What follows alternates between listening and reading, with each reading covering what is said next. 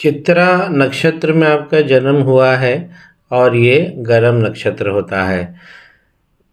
बृहस्पति भगवान की 2028 अप्रैल तक दशा चल रही है, उनकी महादशा चल रही है। सबसे पहले हम बृहस्पति को ही आपकी कुंडली में देखें तो बृहस्पति यहाँ पर एक अच्छी डिग्री लेकर बैठे हैं, शुभ राशि में बैठे हैं, मिथुन राशि में। और गुरु यहाँ पर 9वें घर में बैठे हैं। 9वें घर में जब भी गुरु होते हैं, ये भाग्य का घर होता है। ऐसे व्यक्ति को जीवन में सब कुछ मिल जाता है और ये लोग वाणी के बड़े मीठे होते हैं और अच्छे होते हैं, मृदु होते हैं। वाणी और विद्या, ये दोनों का जो मेल है इनके पास अच्छा होता है। कथावाचक जो हमारे भारत में आप देखते हैं, सुंदर चेहरे वाले, ये सब 9 गुरु में बैठे होते हैं।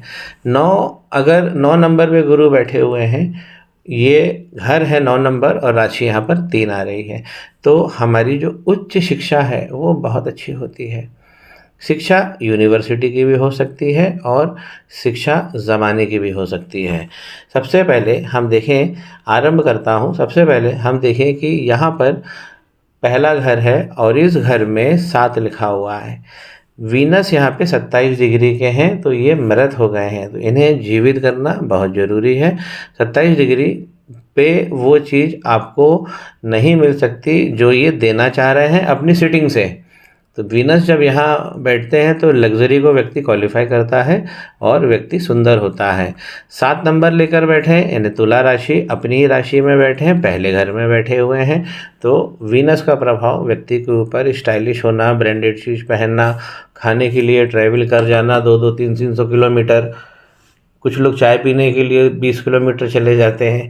तो इस प्रकार का कपड़े का, खाने का, जीवन शैली का ये बहुत अच्छा भाव देते हैं वीनस।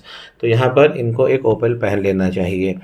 दूसरा, ये इनके जो धन है, यहाँ पर ये धन का घर है और इसे हम दूसरा घर कहते हैं। यहाँ पर 8 लिखा है, इन्होंने सबसे पहले फाइनेंस का भी पूछा है।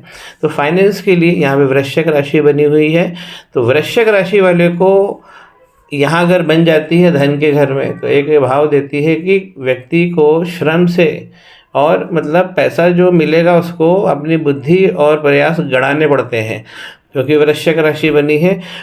और जो इसके स्वामी मंगल जाकर 12वें घर में बैठे हैं, जहाँ पे 6 लिखा हुआ है, यानी कि कन्या राशि। कन्या राशि के स्वामी यहीं के यहीं बैठे हुए हैं। बुध 12वें घर में अगर बैठे हैं तो ये अच्छा भाव देते हैं। यहाँ पर 2 डिग्री के बैठे हैं, विदेश का धन यहाँ बहुत अच्छा देते हैं। 2 डिग्री पर बैठे, इसी कमी दूर करना है। यहाँ पर स्टार लगा है तो वक्री हो गए हैं, यहाँ पर उल्टा भी बना है, यानी अस्त भी हो गए हैं। तो ये आकाश में दिखाई नहीं पड़ रहे थे जिस समय आपका जन्म हुआ। सूर्य भी यहीं आकर बैठ गए हैं 12वें घर में। अब बहुत सारी प्रॉब्लम चालू हो गई है। तो धनेश यका यहाँ बैठ जाना, ये थोड़ा सा डैमेजिंग होता है। और यहाँ पर जो लाभ, ये लाभ का घर है हमारे, ये प्रॉफिटेबल इवेंट्स तय करता है। 5 नंबर लिखा है, यानी कि कौन सा घर है, 11th हाउस इसे हम कहते हैं, और ये हमारे लाभ का है। 5 नंबर लिखा हुआ है, यानी सूर्य इसके स्वामी बने। ये भी जाके 12वें में बैठ गए हैं, तो 12वें में बहुत सारी हलचल हो गई है। यहाँ पर 12वें में जाकर जब सूर्य बैठे हैं तो आप देख रहे हैं कि लाभ का प्लैनेट जो है वो भी जाकर यहाँ सूर्य बैठ गया है और धन का भी स्वामी। इसीलिए धन के लिए मेहनत अथक करना होगी। धन मिल जाएगा क्योंकि आपके दोनों गुरु बहुत अच्छे हैं। जो यहाँ पे हलचल हो रही है उसे हम सॉल्व करेंगे। और मिलना क्या है, दोनों गुरु आपके बहुत अच्छे हैं। ये इन दोनों की सिटिंग बहुत अच्छी है। बस दोनों गुरु में एक कमी आ रही, ये 27 डिग्री के हैं, इन्हें हमें बल देना है। तो उसका उपाय तो मैं आपको दूंगा। पराक्रम के भाव में शनि भगवान बैठ जाना, और सबसे अच्छी बात है कि शनि भगवान या वक्री भी नहीं है, 13 डिग्री लेकर बैठे हैं, युवावस्था के शनि भगवान हैं। आप ये मान के चलें कि आपको मल्टीपल सोर्सेज से और असीमित पराक्रम यहाँ पर शनि भगवान आपको देंगे। शनि भगवान का 3रे भाव में बैठना बहुत शुभ होता है। और सबसे बड़ी है कि धनु राशि में बैठे हैं, तो विद्या तो आपको लेते रहना है और विद्या का व्यवहार करते रहना है। अगर व्यापार भी करना चाहें तो विद्या से भी आप धन कमा सकते हैं। तो विद्या का मतलब धर्म भी होता है। कुछ लोग धर्म से जुड़कर बड़े बड़े संसाधनों को प्राप्त कर लेते हैं, तो गुरु तो यहाँ पे दिलाएंगे ही दिलाएंगे, और युवावस्था के हैं तो वो तो भाव मिलना ही है। और यहाँ पे इन्हें मजबूत करिए, शनि आपके असीमित पराक्रम देंगे, आपका पराक्रम कभी सूखेगा नहीं। कहने का मतलब है कि व्यक्ति अगर फेलियर में भी आ जाता है तो ऐसे लोगों का जो नए ऐसे लोगों को मोटिवेशन की ज़रूरत नहीं पड़ती है, ना किसी की सलाह की ज़रूरत पड़ती है।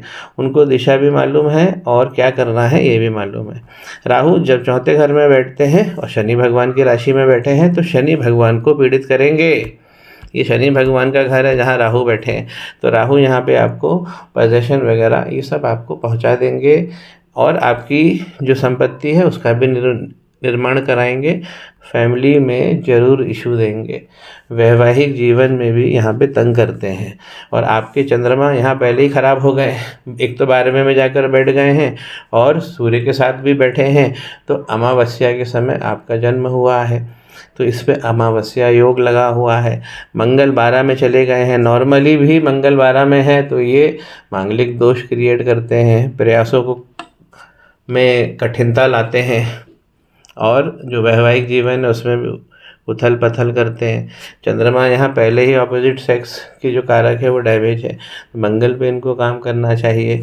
और मंगल ये भी मत भूलिए कि धन तो हमें मंगल ही दे रहे हैं, तो जब आप इन्हें मजबूत करेंगे तो और आपका धन आगे बढ़ जाएगा। केतु जब भी कर्म के भाव में बैठते हैं तो कोई भी आप काम करेंगे उसमें कला जरूर आएगी, उसमें कला पक्ष बहुत ऐड होता है। आप जो काम कर रहे हैं वही काम कोई दूसरा भी करेगा तो उसको वो भाव नहीं मिलेगा जो आपको मिलेगा, क्योंकि केतु यहाँ पे कला में इजाफा करते हैं। लेकिन केतु यहाँ कठिन परीक्षा लेते हैं कर्म की। साथ में जो कर्म का स्वामी है कर्मेश 4 लिखा हुआ है, यानी कर्क राशि, वो जाकर कहाँ बैठा हुआ है, 12वें घर में जाकर बैठा हुआ है। और 12वां घर जो होता है ये खतरनाक घर होता है, 6, 8 और ये 12वां घर ये खतरनाक होता है। 12वें घर में राशि क्या बनी हुई है यहाँ पे, सबसे पहली तो इस चीज़ पे बहुत चीज़ डिपेंड करता है कि यहाँ पे शुभ राशि बनी हुई है कन्या राशि। कन्या राशि के स्वामी हुए मरकरी, यहीं के यहीं बैठे अपने ही भाव में, तो इनका यहाँ सेट हो जाना, इन भावों को जो ये गड़बड़ कर रहे हैं इनकी सेटिंग होने के कारण जो गड़बड़ी उत्पन्न हो, बहुत कुछ मैनेज कर लेंगे। लेकिन आप इन्हें भी मजबूत करिए, ये उपाय से मजबूत होंगे, ये नग से नहीं होंगे, क्योंकि वक्री और अस्त दोनों हैं। तो इसलिए पन्ना आप नहीं पहन सकते, ना आप पन्ना पहन सकते हैं, ना आप चंद्रमा के लिए मोती पहन सकते हैं, क्योंकि चंद्रमा भी 12वें घर में बैठे हुए हैं, अतिरिक्त घर में बैठे हुए, इसको नहीं पहनना चाहिए। और पहनने अगर कभी ज़रूरत भी पड़ती है तो उसमें बहुत सारे प्रिकॉशंस हम लेके चलते हैं। तो इस प्रकार 12वां भाव हमें मेंटेन करना है। लाभ का स्वामी इधर घर का और धन का स्वामी भी इधर आके बैठ गया है। ये जो घर है ये भी मंगल का है, क्योंकि मेष राशि है, इनके स्वामी भी यहाँ चले गए। तो इसमें पत्नी से अनबन होना, एग्रेसिवनेस, ये सब संबंधों में आती है, खटास होती है। तो ये अनुभव जो है वो उतने अच्छे नहीं होते जैसे वैवाहिक जीवन में सनातन में वर्णित किए गए। तो यहाँ पर इस भाव को भी जब मंगल का उपाय होगा, हाथ पे भी मैंने देख लिया है कि मंगल से एक तो राहु की रेखाएं निकली हैं ऊपर की तरफ जो आपकी ग्रोथ लाइन को काटा है ये, और दूसरा जो मंगल लाइन ही समाप्त हो गई है। तो ये पॉइंट्स जो है वो अपने को दोनों में अगर हम देखते हैं तो कोऑर्डिनेट करके तो हम एक इफ़ेक्टिव रेमेडी पे पहुंच जाते हैं, जो मैं आपको फ़ोन पे दूंगा ही दूंगा। इसके अलावा भी बहुत सारे सवाल बनेंगे, इनके कुछ विद्या के सवाल बन सकते हैं। अगर हम विद्या देखते हैं, कॉलेज विद्या जो जिसे हम बैचलर लेवल पे कहते हैं, तो यहाँ पर शनि भगवान का घर है, और जब शनि भगवान पराक्रम में बैठे हुए हैं तो ये भी शनि भगवान भी इनको कठिन विद्या देंगे, जो ऐसी विद्या देंगे जो दूसरों के लिए कठिन हो जाएगी, इनको सरलता से देंगे। नवांश चार्ट जो है हमारी दिशा को दिखाता है। यहाँ पे मंगल वर्गोत्तम हो रहा है, यहाँ पे सूर्य भी वर्गोत्तम हो रहा है, मतलब कि यहाँ भी 12 घर में, यहाँ भी 12 घर में। तो इसलिए सूर्य भगवान को आप मजबूत करेंगे। सूर्य अगर यहाँ बैठते हैं और आप विदेश में हैं, और विदेश में कोई व्यक्ति होता है, तो हम उनका ये वाला घर जो होता है, ये 12वां घर, ये ज़्यादा इफेक्टिव हो जाता है। ये इस घर को हम बहुत ज़्यादा प्रभावशाली मानते हैं। अगर कोई व्यक्ति फॉरेन में बैठा हुआ है और उसका जन्म भारत में हुआ है, तो इसीलिए गुरु और जो शुक्र है इनका प्रभाव आपको सदैव अच्छा मिलेगा। यहाँ पे मंगल और सूर्य के हम उपाय कर लेंगे। अब यहाँ पर एक बहुत बड़ी खुशखबरी है आपकी कुंडली के अंदर कि यहाँ पर एक्स्ट्रा आपको पोटेंशियल मिलेगा दोनों चीज़ का, लग्जरी का भी कॉम्बिनेशन, ज्ञान का भी कॉम्बिनेशन। कुछ लोग विद्या के पीछे भागते हैं, कुछ लोग ज्ञान के पीछे भागते हैं, माफ़ कीजिए, कुछ लोग विद्या के पीछे भागते हैं, कुछ लोग धन के पीछे भागते हैं, लग्जरी के पीछे भागते हैं। तो आपको विद्या, धन, लग्जरी ये दोनों गुरु प्रदान करेंगे। और सबसे खुशखबरी वाली बात है कि नवांश आठ में भी वर्गोत्तम हो गए, उधर भी पहले घर में बैठे हैं शुक्र, और इधर भी आप देखिए कि जुपिटर यहाँ भी 9वें घर में बैठे हैं। तो दोनों गुरुओं की जो सिटिंग है ये बहुत मतलब पोटेंशियल इसमें बहुत ज़्यादा हो गया और ये वर्गोत्तम भाव हो गया। चौथा भाव यहाँ पर गड़बड़ हो रहा है। यहाँ चंद्रमा जो है वो राहु भगवान की चपेट में आ गए। राहु भगवान भी यहाँ चौथे घर में बैठे हैं, यहाँ भी चौथे घर में बैठे हैं। ये भी वर्गोत्तम भाव देंगे। नवांश आठ हमारी दिशा होती है जीवन में, फ्यूचर प्रॉस्पेक्ट जो हम चश्मा लगा के देखते हैं वो नवांश से देख लेना चाहिए। तो यहाँ पे चंद्रमा गड़बड़ हो रहा है क्योंकि माँ का प्रभाव भी यहाँ पे कम होगा और इन्हें हार्मोन्स वगैरह की प्रॉब्लम होगी क्योंकि चंद्रमा यहाँ पर राहु भगवान की पकड़ में। ऊपर जो हम चंद्रमा देख रहे थे अमावस्या वाले उपाय में, तो उसका निदान यहाँ पर हो जाएगा, तो उसमें इसे डबल करने की ज़रूरत नहीं है। मरकरी जो है, बुध जो है यहाँ पर बैठे हैं 8वें घर में।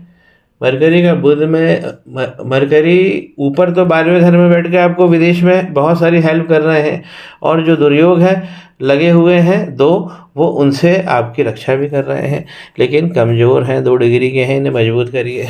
उसका मैं उपाय आपको दूंगा। 8वें भाव के मरकरी जब भी 8वें भाव में बैठेंगे, 10 नंबर शनि भगवान की राशि है, ये अच्छा भाव देंगे, हमेशा आपको धन बना के रखेंगे।